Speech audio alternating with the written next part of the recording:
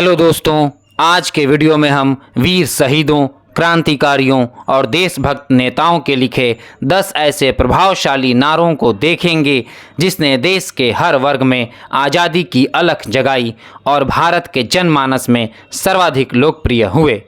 Number 1, जय हिंद। जय हिंद नारे का सीधा संबंध नेताजी सुभाष चंद्र बोस से है, मगर इसके सबसे पहले प्रयोगकर्ता नेताजी नहीं थे। इस नारे का शाब्दिक अर्थ होता है भारत की विजय। जय हिंद भारत में प्रचलित एक देशभक्तिपूर्ण नारा है जो कि भाषणों में तथा संवाद में भारत के प्रति देशभक्ति प्रकट करने के लिए प्रयोग किया जाता है। जय हिंद के नारे की शुरुआत क्रांतिकारी चेम्बाक्रमण पिल्लई ने की थी। पिल्लई 1933 में जब ऑस्ट्रिया की राजधानी वियना में नेताजी सुभाष चंद्र बोस से मिले, तब उन्होंने जय हिंद से नेताजी का अभिवादन किया। नेताजी इस शब्द से बेहद प्रभावित हुए। उस दौरान नेताजी आज़ाद हिंद फौज की स्थापना करना चाहते थे। उसके बाद 2 नवंबर 1941 को जय हिंद आज़ाद हिंद फौज का उद्घोष बन गया और पूरे भारत में यह नारा गूंजने लगा।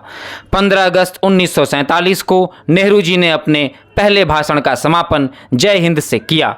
आज़ाद भारत की पहली डाक टिकट पर भी जय हिंद लिखा हुआ था। नंबर 2, वंदे मातरम। यह नारा बंकिम चंद्र चट्टोपाध्याय द्वारा संस्कृत और बांग्ला मिश्रित भाषा में रचित एक गीत से लिया गया है, जिसका प्रकाशन सन 1882 में उनके उपन्यास आनंद मठ में अंतर्निहित गीत के रूप में हुआ था।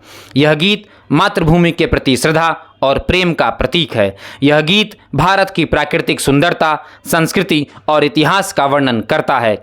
यह नारा भारत के स्वतंत्रता आंदोलन के दौरान एक प्रेरणा सूत्र था। इसे पहली बार 1896 में भारतीय राष्ट्रीय कांग्रेस के अधिवेशन में गाया गया था। यह अधिवेशन कलकत्ता में हुआ था और उस समय गुरुदेव रविंद्रनाथ टैगोर ने इस गीत को स्वरबद्ध किया था। नंबर 3, करो या मरो। यह नारा महात्मा गांधी ने 1942 के भारत छोड़ो आंदोलन के दौरान मुंबई में एक भाषण में दिया था। यह नारा भारत के लोगों को स्वतंत्रता की लड़ाई में सक्रिय रूप से भाग लेने के लिए प्रेरित करता था और आज़ादी की लड़ाई का सबसे बड़ा नारा बन गया था। नंबर 4, इनकलाब जिंदाबाद। इनकलाब जिंदाबाद का नारा सबसे पहले मौलाना हसरत मोहानी ने दिया था। इस नारे का मतलब है क्रांति अमर रहे। इन्होंने साल 1921 में अहमदाबाद के कांग्रेस अधिवेशन में इनकलाब जिंदाबाद का नारा दिया था। इस नारे को आम बनाने का श्रेय शहीद आजम भगत सिंह को जाता है। भगत सिंह और उनके साथी बटुकेश्वर दत्त ने 8 अप्रैल 1929 को दिल्ली की केंद्रीय विधानसभा पर बमबारी करने के बाद इनकलाब जिंदाबाद का नारा लगाया था और तभी से यह प्रचलित हो गया। नंबर 5, सत्यमेव जयते। इसका हिंदी में अर्थ है सत्य की ही जीत होती है। यह भारत का राष्ट्रीय आदर्श वाक्य है।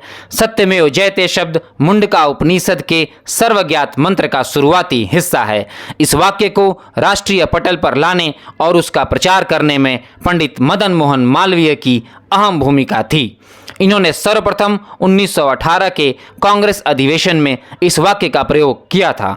यह वाक्य भारत के राष्ट्रीय प्रतीक के नीचे लिखा रहता है। नंबर 6, तुम मुझे खून दो, मैं तुम्हें आज़ादी दूंगा। यह नारा नेताजी सुभाष चंद्र बोस ने दिया था। इस नारे का मतलब है कि अगर भारत को शत्रुओं से बचाना है तो भारतवासियों को देश के लिए अपना सब कुछ समर्पित करना चाहिए।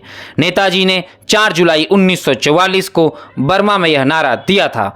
उन्होंने इस नारे का इस्तेमाल भारतीय राष्ट्रीय सेना को प्रेरित करने के लिए उस समय किया था जब सेना ने बर्मा के खिलाफ अपना सैन्य अभियान शुरू किया था। इस नारे के जरिए सुभाष चंद्र बोस ने देशवासियों में राष्ट्रवाद की भावना जगाई और इस नारे ने भारत की आज़ादी में अहम भूमिका निभाई। नंबर 7, भारत छोड़ो। यह नारा सर्वप्रथम 8 अगस्त 1942 को भारत छोड़ो आंदोलन के समय महात्मा गांधी द्वारा भारतीय कांग्रेस समिति के मुंबई अधिवेशन में दिया गया था। इस नारे का मकसद भारत से ब्रिटिश साम्राज्य को खत्म करना था। इस शांतिपूर्ण आंदोलन ने देशवासियों पर काफी गहरा असर डाला था और इसके चलते अंग्रेजों को भारत छोड़कर जाना पड़ा था। हालांकि इस नारे को गढ़ने वाले भारतीय राष्ट्रीय कांग्रेस के सदस्य और गांधी जी के करीबी यूसुफ मेहर अली थे।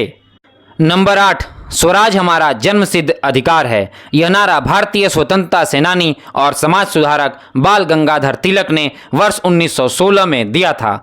इस नारे का मतलब है आज़ाद रहना हमारा जन्मसिद्ध अधिकार है और हम सभी आज़ाद रहे हैं और आज़ाद ही रहेंगे।